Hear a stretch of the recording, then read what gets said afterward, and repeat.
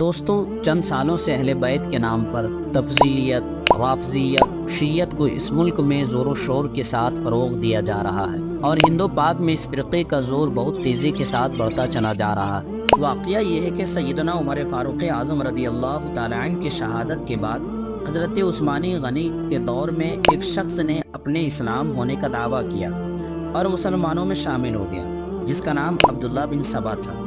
سب سے پہلے اس نے مکہ مکرمہ، مدینہ طیبہ، حدود حجاز، پھر بصرہ، کوفہ، شام وغیرہ علاقوں میں گھوم گھوم کر مسلمانوں کے حالات کا بغور جائزہ لیا۔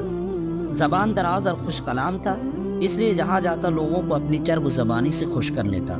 گھومتا پھرتا جب وہ مصر پہنچا تو وہاں کا ماحول اسے اپنے مقصد کے لیے مناسب معلوم۔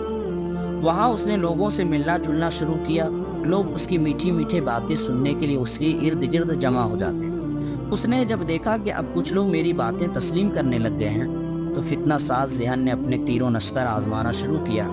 ایک دن اپنے ہم نواؤں کی مجلس میں اس نے کہا کہ حضور صلی اللہ علیہ وسلم تمام نبیوں سے افضل و بزرگ ہیں، اور عیسیٰ علیہ السلام کے بارے میں ہمارا عقیدہ ہے کہ وہ دوبارہ آسمان سے لوٹ کر کے دنیا میں تشریف لائیں گے۔ اگر عیسیٰ علیہ السلام لوٹ کر کے آ سکتے ہیں تو حضور صلی اللہ علیہ وسلم کیوں نہیں آئیں گے؟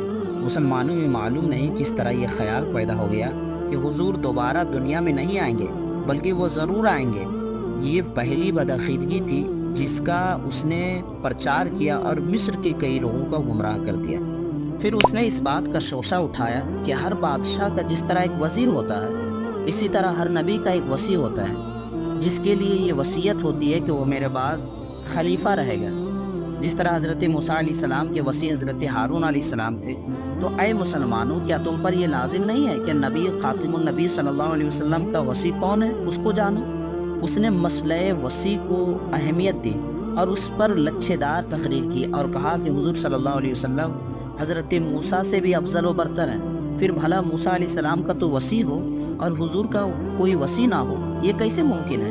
جو لوگ اس کی چرب زبانی کے جال میں پھنس چکے تھے، انہوں نے کہا جناب، اب آپ ہی اس مشکل معاملہ کا حل کریں، بتائیں کہ حضور کا وصی کون ہے؟ تو ابن سبا نے کہا حضور کے وصی حضرت علی ہیں۔ حضرت عثمان غنی خلافت میں زبردستی قبضہ جمایا ہوا ہے، جس طرح ابو بکر و عمر زبردستی خلافت پر قابض تھے۔ اے لوگوں، جب حضور دنیا میں دوبارہ تشریف لائیں گے تم ان کو کیا منہ دکھاؤ گے کہ ان کے وصی کو ان کا حق نہ دلا سکے؟